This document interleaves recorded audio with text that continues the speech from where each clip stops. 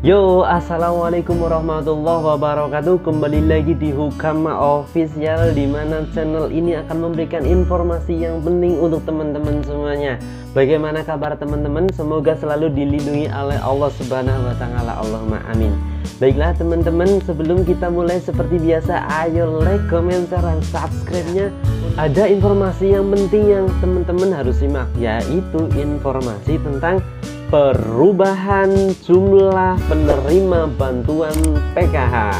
Wow, ya ini dia jumlah penerima bantuan PKH yang terbaru ya. Oke, disimak ya. Ya.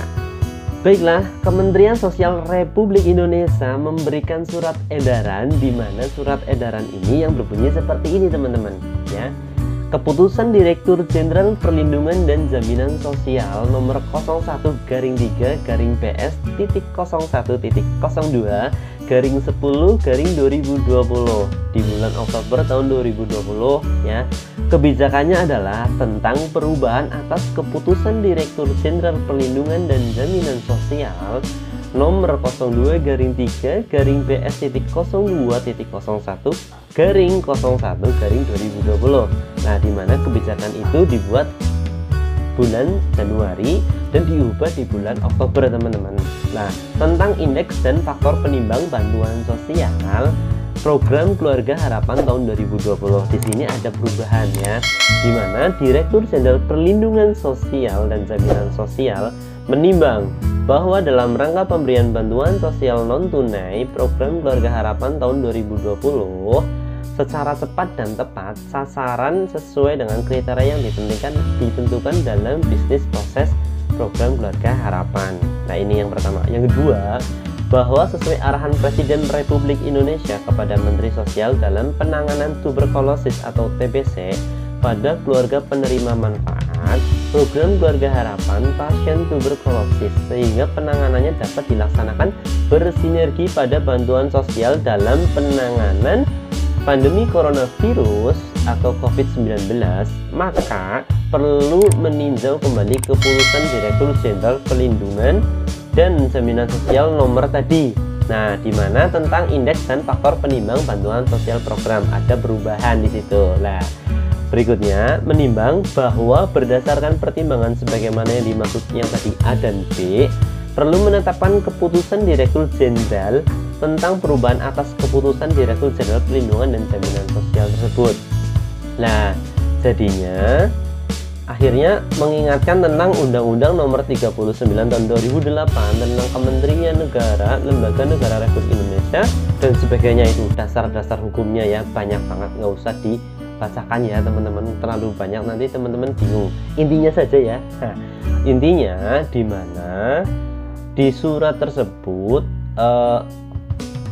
pasien tuberkulosis ini memutuskan akan menjadi salah satu komponen PKH dan masuk ke kategori kesehatan. Nah, jadi apabila teman-teman yang punya ibu hamil atau nifas, anak usia 0 sampai 6 tahun, keluarga pasien tuberkulosis atau TBC, anak dengan tingkat pendidikan yang meliputi SD, SMP, SMA, dan penyandang disabilitas berat serta lanjut usia umur 70 tahun, maka itu masuk ke kategori PKH ya. Oke.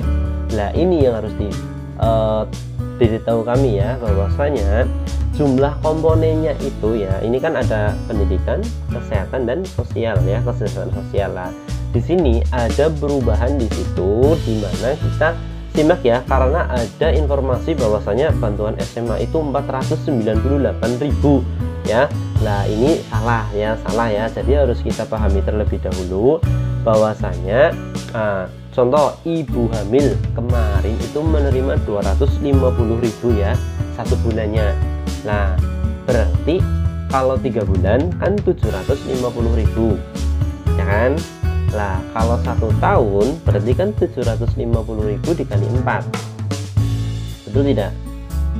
Ya, berarti kan 750 dikali 4 kan 3 juta ya, begitu ya teman-teman. Lah, itu cara menghitungnya. Jadi yang perlu kami tahu kan kemarin untuk SMA sendiri, kalau kita lihat kan 100 berapa itu? Nah itu kalau dikalikan 3 itu hanya 498 ya. Nah coba kita cek ya.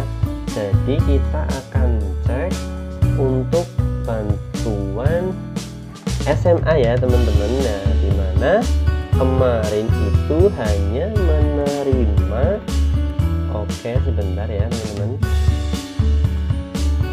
Nah hanya menerima 166.000.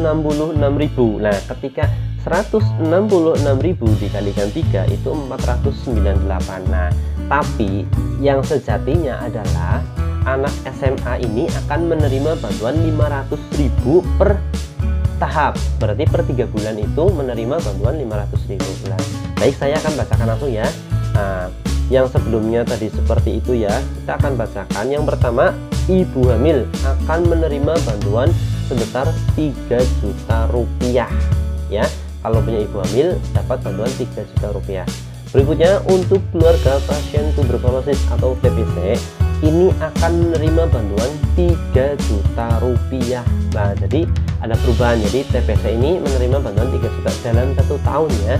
Itu berikutnya kategori anak usia 0 sampai 6 tahun akan menerima bantuan sama 3 juta rupiah. Nah kalau 6 tahun masih sekolah masuknya mana?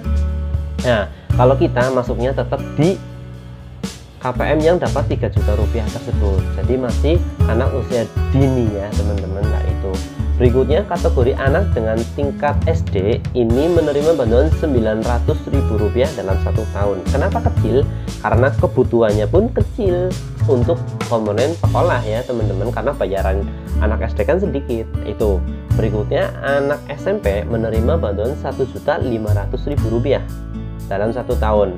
Dan berikutnya untuk anak SMA ini mendapatkan bantuan 2 juta rupiah ya dalam 1 tahun. Jadi dalam 1 tahap itu 500.000 bukan 498.000 rupiah yang sudah saya hitung tadi ya teman-teman, hitung bareng ya. Nah kalau nggak salah seperti itu, jadi digenapkan menjadi 500.000 rupiah. Berikutnya kategori penyandang disabilitas berat ini akan menerima bantuan 2.400.000 rupiah. Nah, jadi penyandang disabilitas berat ini rata-rata adalah orang yang mohon maaf yang tidak bisa hidupnya dibantu oleh orang lain, maka dibantu seharga bantuan 2.400.000 rupiah. Tuh.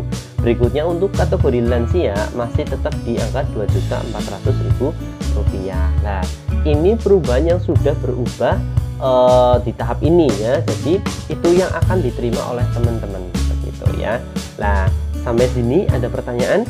Nah kalau ada pertanyaan silakan bisa ditulis di bawah ya di kolom komentar ya. Itu saja informasinya, semoga bermanfaat, tidak usah panjang lebar, yang penting to the point. Oke ya, saya akhiri. Saya mohon maaf sebesar-besarnya apabila ada kesalahan atau salah kata. Wabillahi taufiq wal hidayah wa ridha wal inayah. Wassalamualaikum warahmatullahi wabarakatuh. Salam PKH si Santun Identitas Profesional. Dadah, sampai jumpa di video berikutnya.